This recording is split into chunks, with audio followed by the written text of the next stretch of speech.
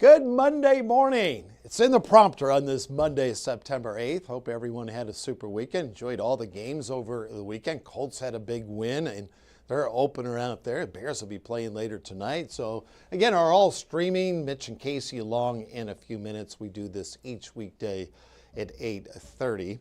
Each day at 8:30 in the morning. I'm going to start today with the pollen counts because they're going to be up as we go through this week. Let's run this down here. And I'll turn off some of my microphones here. Ragweed and the grasses are running in that medium to high category overall and then trending a little higher this week. Of course, the rain last week did help when we had about 3/4 of an inch, but this is the trend that we're in.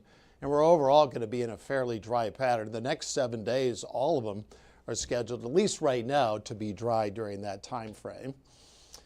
All right, on Doppler radar, we'll just make a few stops. I'll widen it out here just a bit. If you're doing any traveling here on this Monday, you're heading to Indy, Louisville, Memphis, you're good to go. You got some storms out. Looks like north of Hutchinson, Kansas. And I have a storm system there out towards Hawaii. That storm generally is a hurricane, will stay to the north there of the islands. And you got a little disturbance off the coast there, off the Atlantic. But otherwise, pretty clean sweeps across the board. So pretty quiet across the lower 48. Let's take a look at the almanac page where this will be the 5th straight day, if it works, where we're below 80. And generally the last 15, 16 days, all of them have been below normal on the low side. And a quick shout out. Mo, good morning to you. Cheyenne, Laura, good morning to you. Laura down in Dawson Springs. You guys are doing great. Hope everyone's doing well. And we'll take a look at some temperatures in a moment. Let's take a look at the September scorecard. There's that weekend, 76 Saturday, 75 on Sunday, and there's the 7700ths there in the rain gauge. And it was very quiet in August. We had less than 1 inch of rain overall. I mentioned this morning we got as low as 42 in Madisonville, 41 in Harrisburg, Illinois, 43 in Greenville. So those areas there generally were in record low territory this morning. These are what we call the 8 and 14 day outlooks. Now the 6 and 10, 8 and 14, that's a lot to maybe unpack. From the Climate Prediction Center, has us generally above average during that time frame. Precipitation is scheduled to be below normal, but this is what has changed. I know Arden pointed this out into last week, that we do have some moderate drought-like conditions for Evansville, Henderson, Hartford, Beaver Dam. And our executive producer on 14 News Sunrise checked around this morning and said there's no area burn bans in effect, but you guys know the drill. This is going to change here at some point in the future. All right, here's a look at temps. We're in the 50s, 56 in Hendo, 54 in Mount Carmel, but the air is dry, so these temperatures will be coming up pretty quickly. The cloud guidance is low, some scattered clouds at 20 to 25,000 feet, and then with winds out of the east overall, I think we'll have a few cumulus clouds. We're not showing much, since we cleared out Saturday afternoon through Sunday, it was tough to find any clouds at all. So here's a look at our temps for today. Highs generally into the upper 70s to near 80 as we go through the day. Looking good. All right, if you're working outdoors today, and if you got the fall harvest going on or head to the car wash, we're good to go. We're looking at 79 this afternoon. Then we have that pattern change Wednesday and then Thursday up close to 90, but we'll use the green lawnmowers. So that means they're starting up and working fine. I'm going to just scoot this along. Winds out of the east. And sometimes against the westerlies, that'll bring in a few clouds overall, but not expecting much. We'll have moonlit skies tonight. Tomorrow, more of the same, just a little bit warmer. Still winds out of the east, and this takes us through Tuesday. And then we're going to widen it out on Wednesday. We're going to get winds going out of the south. That's going to be enough to push our temperatures generally in the lower 80s during that time frame. And this is the theme we're in. Generally all the precipitation. I don't see really anything until as we take this full. So we're going to keep it nice and pithy today. Is Sunday afternoon into Sunday night. That's our next chance for precipitation. So no alert days, 92 on Friday, 92 Saturday, and 92 on Sunday. I want to emphasize it's not the heat and humidity that you would have in the middle of summertime, in the middle of July or August. So you see Saturday at 92, 92 on Sunday. Pretty much the heat index would be in the low to mid 90s during that time frame. So overall, that's a look here at the weather.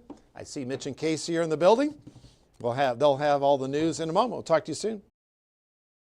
Stay informed on your local news and weather throughout the day by watching the 14 First Alert streaming shows. At 8:30 a.m., get your First Alert forecast to plan the day ahead and catch up on the news that happened overnight with the 14 News Sunrise team.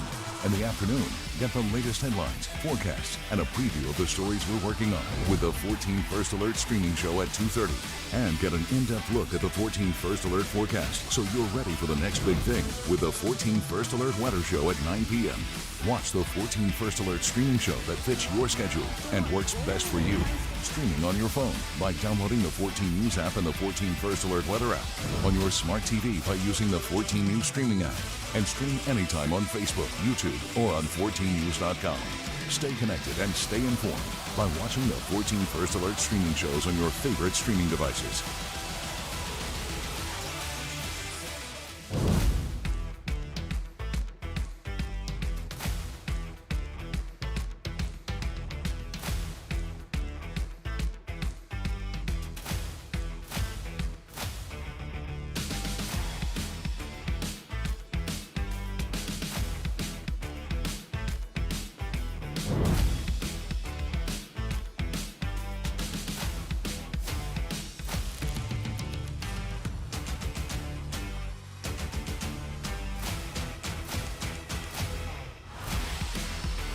Well, good morning, and thanks for joining us here. It is Monday, September 8th, time for the news portion of the 8:30 stream show. I'm Mitch Carter. That's right. I'm Casey Mason. Of course, Byron kicking things off with the latest in the forecast, but we want to go ahead and get to some top headlines to recap for you this morning, starting with a pretty important story we've all been following across the tri-state here. Going to pull up some video for you as well. So we're talking about that continuing coverage here following any details surrounding Saturday's massive chemical fire over at a Newburgh manufacturing facility. Officials with the Ohio Township Fire Department say it was actually put out early Sunday morning, and right now Warwick County emergency officials and the EPA are just working to keep everyone informed. Of course, we're trying to do the same here, keeping you notified with your push alerts both here and on air. Officials say that the main chemicals involved in the fire were combustible metals. So what that means is it was things such as magnesium, aluminum, and zinc. However, at this time, they have not been able to confirm if these metals were the ones that actually burned in that fire.